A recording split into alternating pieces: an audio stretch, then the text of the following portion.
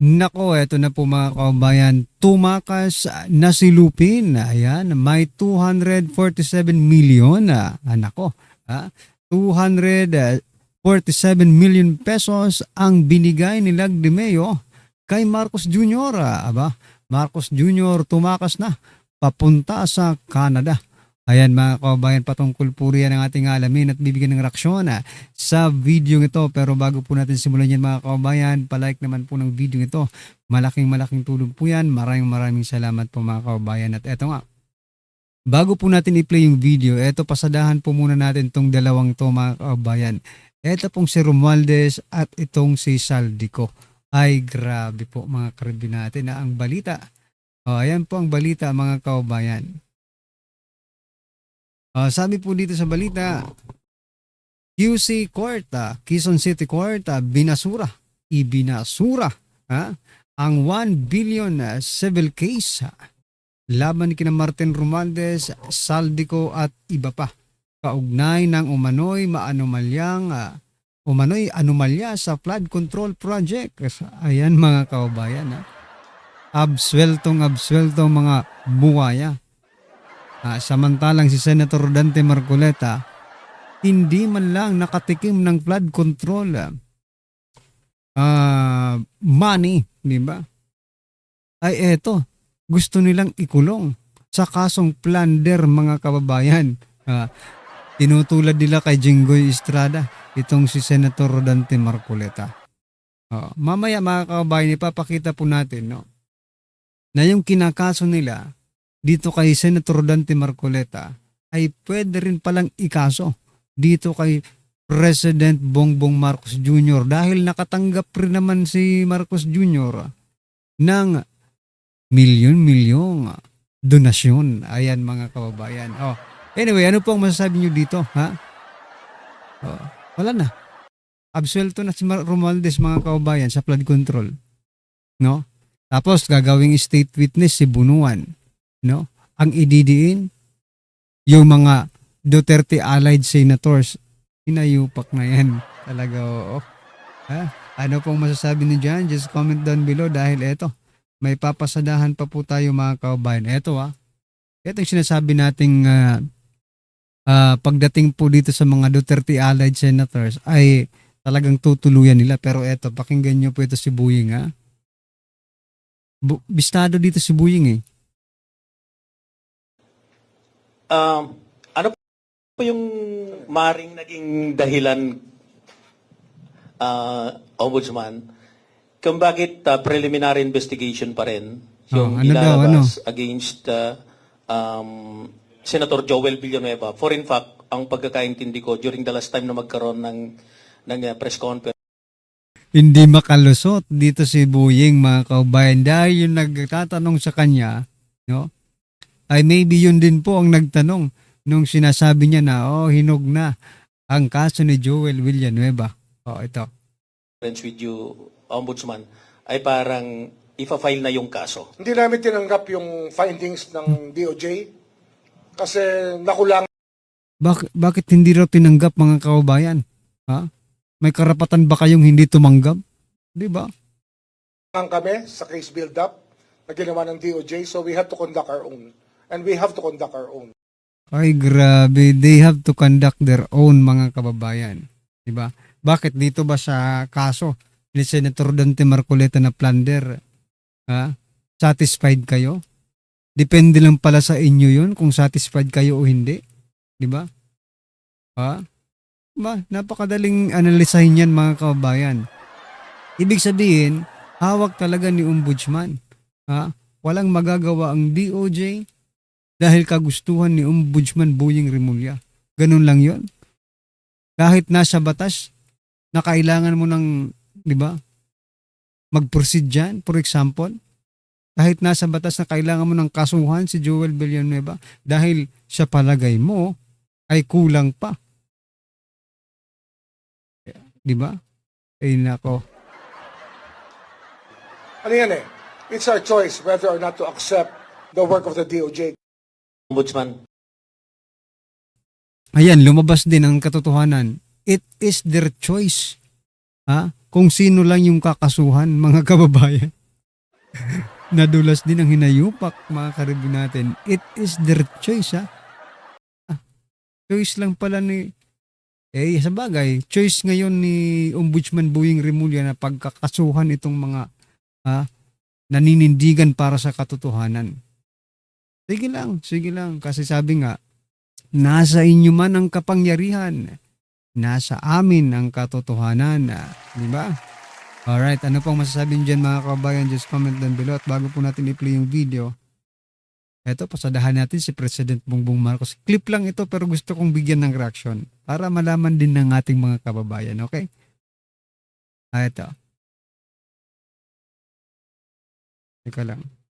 Napunta si ganito, nagka-emergency, nagkasakuna. So, walang magamit ang mga barangay official. At sabi ko, etong gawin natin. Anong Wala gagawin? na kami maibigay dahil napunta si ganito, nagka-emergency, nagkasakuna. So, walang magamit ang mga Walang barangay magamit. official. Nako, At sabi ko, etong gawin natin. patay. Ang gagawin dyan mga kababayan, ganitong gawin natin. Mangutang na naman tayo. Siyempre, uutang naman yan. Diba? Ano bang ginagawa ng presidente natin? Diyan naman siya magaling, diba? Ang mangutang ng mangutang. Pinapaalam, sa bagay, ngayon, parang ngayon, it's better now na mga kababayan. Kasi bakit? Dati kasi umutang siya, hindi man lang pinapaalam sa taong bayan. Ngayon parang parang gusto niya nang ibahin, no, yung style niya. Okay, mangungutang nga ako pero magpapaalam muna ako sa taong bayan. Ang problema, sa laki ng inutang, wala pa rin. Nagpaalam ka lang na mangungutang ka pero ganun pa rin ang ginagawa ninyo. Kung saan ninyo nilalagay yung pera, doon pa rin napupunta. Nagpaalam ka pa. Huwag ka nang magpaalam. Di ba? Mangungutang ka rin naman di ba? Ay, nako.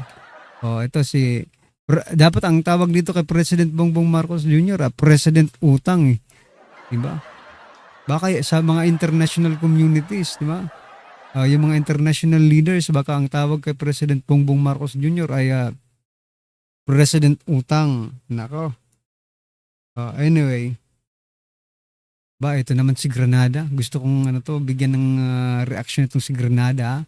Ito sino ba ito? Si Lovely Granada.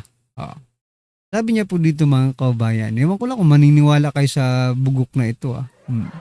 Sabi niya kasi dito, sa 2028, mga Duterte na lang talaga ang pag-asa ng mga kawatang kurap.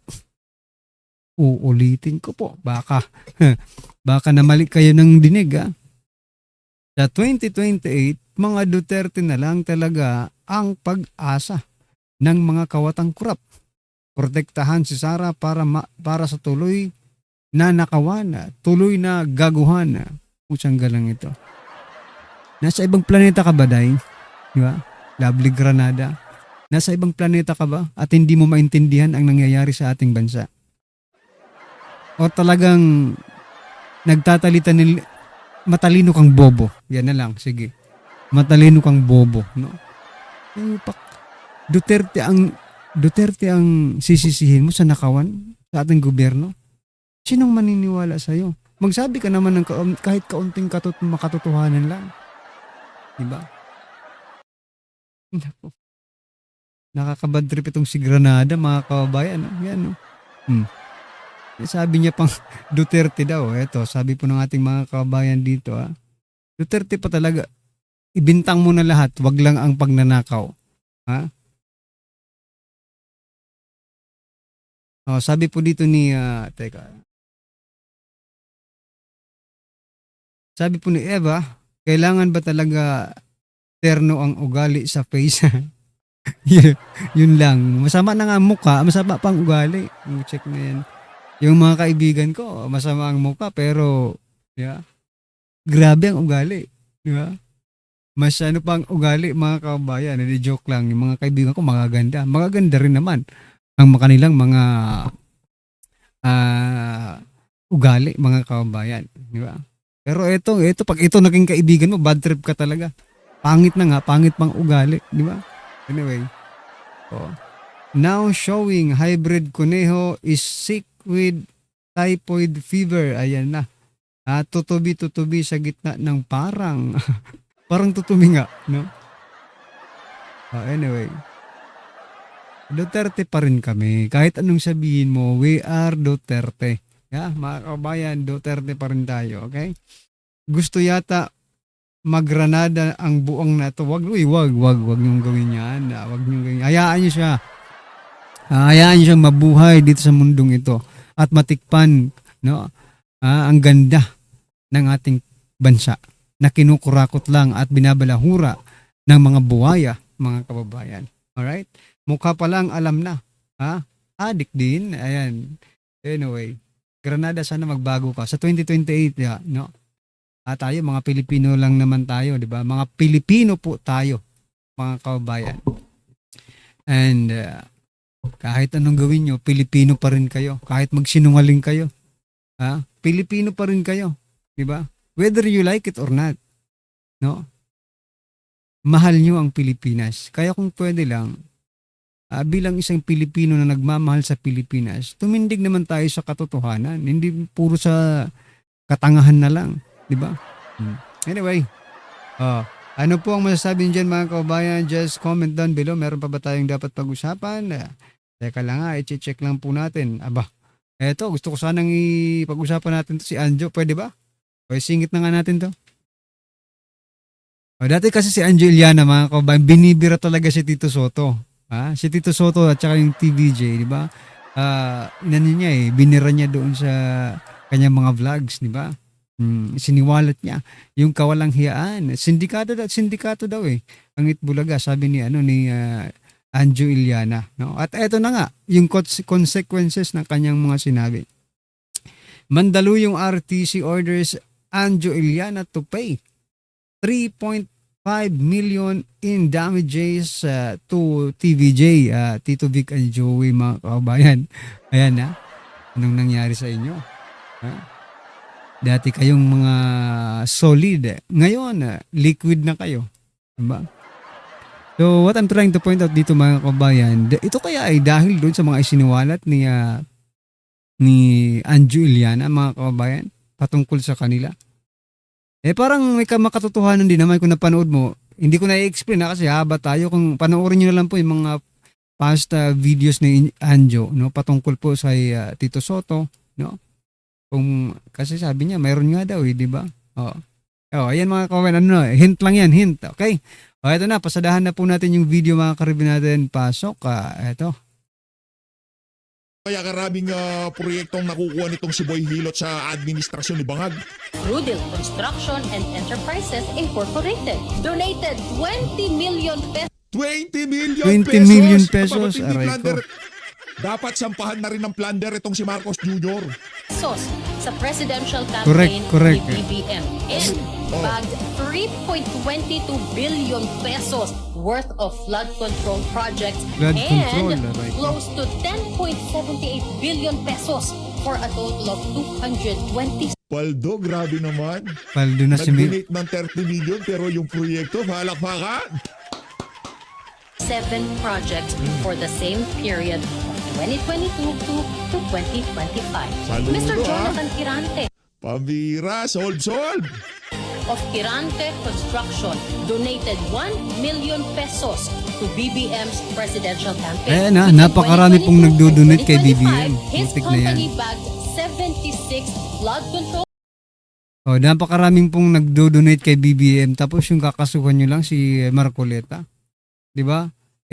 Wala nga yata sa kalahati yung dinonate kay Marcoleta, mga kababayan, dito sa donasyon ng mga hinayupak ng mga taong ito kay BBM, 'di ba? projects worth 6.77 billion pesos. Grabe naman yung yan.